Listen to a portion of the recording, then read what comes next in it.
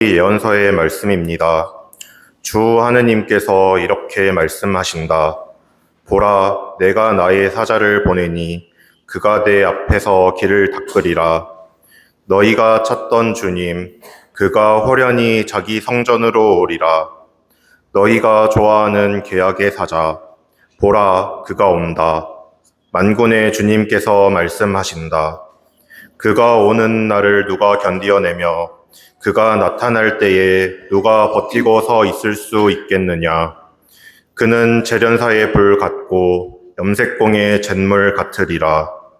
그는 은 재련사와 정련사처럼 앉아 레위의 자손들을 깨끗하게 하고 그들을 금과 은처럼 정련하여 주님에게 의로운 제물을 바치게 하리라. 그러면 유다와 예루살렘의 제물이 옛날처럼 지난 날처럼 주님 마음에 들리라. 주님의 말씀입니다. 하느님 감사합니다. 만군의 주님, 그분이 영광의 임금님이시다. 만군의 주님, 그분이 영광의 임금님이시다. 성문들아 머리를 들어라. 영원한 문들아 일어서라. 영광의 임금님 들어가신다. 만군의 주님, 그분이 영광의 임금님이시다.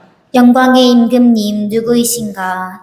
힘세고 용감하신 주님, 싸움에 용감하신 주님이시다. 만군의 주님, 그분이 영광의 임금님이시다. 성문들아 머리를 들어라. 영원한 문들아 일어서라. 영광의 임금님 들어가신다. 만군의 주님, 그분이 영광의 임금님이시다. 영광의 임금님 누구이신가? 만군의 주님, 그분이 영광의 임금님이시다. 만군의 주님, 그분이 영광의 임금님이시다. 히브리서의 말씀입니다. 자녀들이 피와 살을 나누었듯이 예수님께서도 그들과 함께 피와 살을 나누어 가지셨습니다. 그것은 죽음의 권능을 쥐고 있는 자, 곧 악마를 당신의 죽음으로 파멸시키시고 죽음의 공포 때문에 한평생 종살이에 얽매여 있는 이들을 풀어주시려는 것이었습니다. 그분께서는 분명 천사들을 보살펴 주시는 것이 아니라 아브라함의 후손들을 보살펴 주십니다. 그렇기 때문에 그분께서는 모든 점에서 형제들과 같아지셔야 했습니다. 자비로울 뿐만 아니라 하느님을 섬기는 일에 충실한 대사제가 되시어 백성의 죄를 속죄하시려는 것이었습니다. 그분께서는 고난을 겪으시면서 유혹을 받으셨기 때문에 유혹을 받는 이들을 도와주실 수가 있습니다. 주님의 말씀입니다. 하느님 감사합니다. 모두 일어서십시오.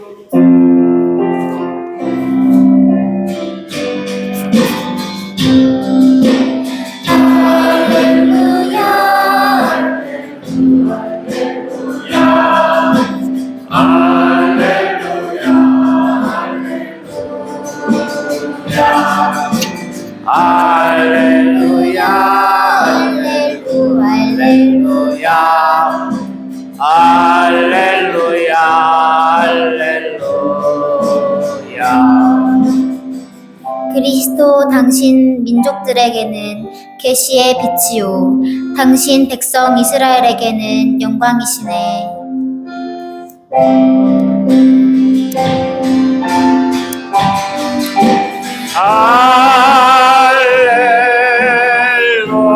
할렐루야, 할렐루야, 할렐루야. 주님께서 여러분과 함께 또한 사제의 영과 함께 루카가 전한 거룩한 복음입니다. 주님 영광 받으소서.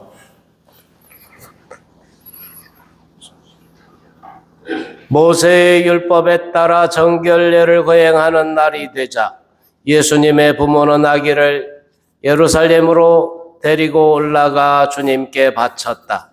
주님의 율법의 태를 열고 나온 사내 아이는 모두 주님께 봉헌해야 한다고 기록된 대로 한 것이다.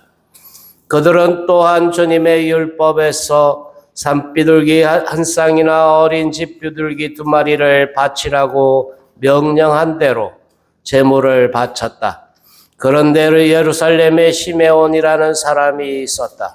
이 사람은 의롭고 독실하며 이스라엘이 위로받을 때를 기다리는 이였는데 성령께서 그 위에 머물러 계셨다. 성령께서는 그에게 주님의 그리스도를 뵙기 전에는 죽지 않으리라고 알려주셨다. 그가 성령에 이끌려 성전으로 들어갔다. 그리고 아기에 관한 율법의 관례를 준수하려고 부모가 아기 예수님을 데리고 들어오자 그는 아기를 2팔에 받아 안고 이렇게 하느님을 찬미하였다. 주님, 이제야 말씀하신 대로 당신 종을 평화로이 떠나게 해 주셨습니다. 제 눈이 당신의 구원을 본 것입니다.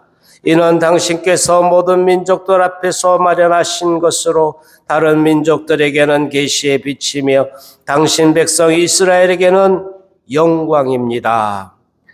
아기의 아버지와 어머니는 아기를 두고 하는 이 말에 놀라워하였다. 시메온은 그들을 축복하고 나서 아기의 어머니 마리아에게 말하였다. 보십시오. 이 아기는 이스라엘에서 많은 사람을 쓰러지기도 하고 일어나기도 하며 또 반대를 받는 표적이 되도록 정해졌습니다. 그리하여 당신의 영혼이 칼에 꿰찔리는 가운데 많은 사람의 마음속 생각이 드러날 것입니다. 한나라는 예언자도 있었는데 푸누엘의 딸로서 아세르 지파 출신이었다. 나이가 매우 많은 이 여자는 혼인하여 남편과 7해를 살고서는 84살이 되도록 과부로 지냈다. 그리고 성전을 떠나는 일이 없이 단식하고 기도하며 밤낮으로 하느님을 섬겼다. 그런데 이 한나도 같은 때에 나와 하느님께 감사드리며 예루살렘의 속량을 기다리는 모든 이에게 그 아기에 대하여 이야기하였다. 주님의 법에 따라 모든 일을 마치고 나서 그들은 갈릴리아에 있는 고향 나자렛으로 돌아갔다. 아기는 자라면서 튼튼해지고 지혜가 충만해졌으며 하느님의 총애를 받았다. 주님의 말씀입니다. 그리스도님 참여합니다. 성탄절이 지난 지가 벌써 이제 40일이 지났어요. 이 40일이 지난 날 예수님의 부모님은 아기 예수님을 데리고 성전에 가서 아기 예수님을 봉헌합니다. 이것을 기억하고 또 기념하는 날이 바로 오늘 미사 주님 봉헌 축일인 거죠.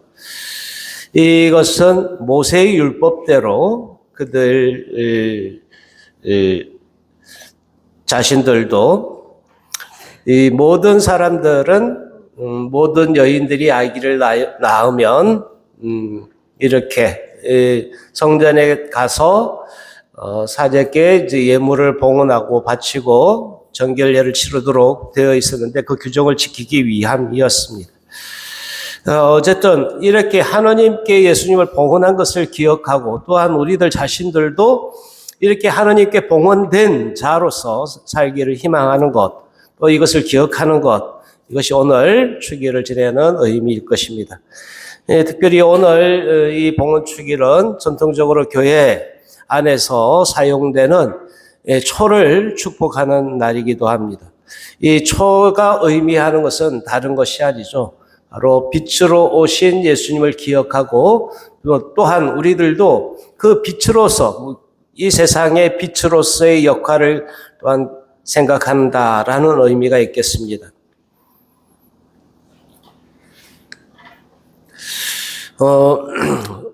봉헌이라는 차원에서 이렇게 함께 바라보면 하나님께서 원하시는 봉헌은 무엇일까?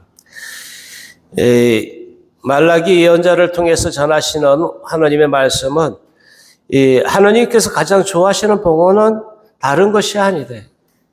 이 제물의 화려한 이런 것도 아니고 또 형식적인 예배 절차를 주어지는 그런 예물도 아니다.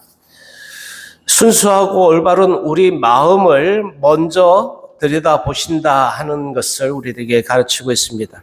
올바른 마음가짐으로 살아가는 일상생활이 주님께는 가장 좋은 봉헌 예물이 될 수 있다는 것입니다.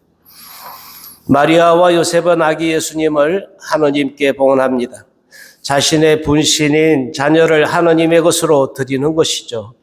하느님께 제물로 드린다는 것은 어찌 보면 부모들에게는 크나큰 결단이 아닐 수 없습니다. 아기의 운명과 앞으로의 인생을 통째로 하느님께 바치겠다는 대단한 결심이 있어야 하기 때문입니다. 어떤 부모든지 자녀가 앞으로의 삶에서 어떤 삶을 살아갈 것인가에 대한 기대를 갖고 있습니다. 자녀가 자신이 못다 이룬 꿈을 이루어 주었으면 좋겠고, 또 큰 병치레 하지 않고 건강하게 커주고, 기왕이면 사회에서 성공하는 사람이 되기를 누군들 바라지 않겠습니까? 자녀들의 앞길에 가시밭길 같은 것은 없으면 좋겠고, 마음고생 많이 하지 않고 심한 좌절도 겪지 않고 탄탄한 길을 걸어가 주었으면 하는 그런 바람도 분명히 있을 것입니다.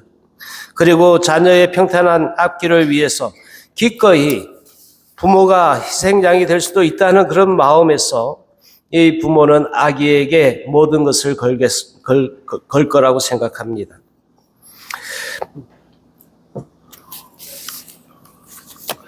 마리아와 요셉도 부모로서 어린 예수님을 성전에 봉헌하면서 이런 마음이 들지 않았을까? 하느님의 뜻대로 하느님께 바쳐진 이 아기 예수님의 삶에 대한 그런 기대와 또 기도가 함께 담겼으리라고 생각합니다. 자녀의 행복을 위해 부모들이 기꺼이 제공하는 온갖 물질적, 정신적, 또 모든 것들, 희생까지도 이러한 모든 것을 담아서 봉헌주기를 지내는 것입니다. 이 봉헌주기를 지내면서 곰곰이 우리들의 봉헌도 또한 생각해 볼 일입니다. 봉헌 제물, 어떤 것으로 봉헌 제물을 만들 수 있겠는가? 사실은 우리가 이제 봉헌한다라고 할 때 그 봉헌 제물은 우리 삶을 봉헌하는 것이 우선적이죠. 외적인 그런 헌금 뭐 이런 정도가 아니라 우리 삶의 모든 순간들에 주님께서 함께 하시기를 청하고, 그래서 우리 삶을 봉헌합니다. 송두리째 하나님께 봉헌하는 것이 되어야 할 것입니다. 이날 또 교회는 봉헌 생활의 날로 정하고, 특별히 축성생활, 축성된 모든 사람들을 기억하고 그들을 위해서 기도하자고 권고하고 있습니다. 우리 주변에 사제나 수도자, 특별히 수도자들을 위해서 함께 기도하는 시간이 되었으면 좋겠습니다. 물과 공기와 음식 등 잠시라도 인간에게 없어서는 안 되는 매우 중요한 것들 중에 우리들에게는 빛이란 것도 있을 수 있겠습니다. 어떤 사람은 이렇게 이야기합니다. 인간이 물 없이는 3일, 공기 없이는 3분을 버틸 수 있지만 빛이 없다면 단 한순간도 살 수가 없다고 말합니다. 과연 그럴까요? 빛으로 오신 주님 없이 이 세상에 산다는 것은 참으로 답이 나오지 않는 날일 것입니다. 주님 봉헌 축일날에 우리가 이 빛에 대한 기억, 그래서 초를 축복하는 것, 이것은 또한 단순히 예식으로서의 초를 축복하는 것에 그치지 않고 빛으로 오신 주님을 기억하고 우리 또한 빛으로서의 살아야 할 것을 기억하는 것을 의미합니다. 빛이 없다면 눈이 있어도 아무것도 소용이 없죠. 무엇을 본다는 것은 빛을 통해서만 그 반사된 그것에 의해서 바라볼 수 있기 때문입니다. 눈이 보게 된다는 것을 의미한다는 것은, 눈을 보게 된다는 것은 무언가의 빛에 조명되었다라는 것을 전제하고 있기 때문에 이 밝으면 밝을수록 좋은 이 빛, 그래서 빛의 조명, 이 빛에 대한 부분들, 우리가 빛으로서 살고 있는가, 또 빛으로 어떻게 살 것인가에 대한 부분도 함께 생각해보는 오늘이 되었으면 좋겠습니다. 그리스도의 뒤를 따라가면서 빛으로 오신 주님처럼 우리도 빛으로 살기를 다짐하면서 우리의 삶을 오늘 함께 이 미사에 함께 봉헌할 수 있었으면 좋겠습니다. 아멘.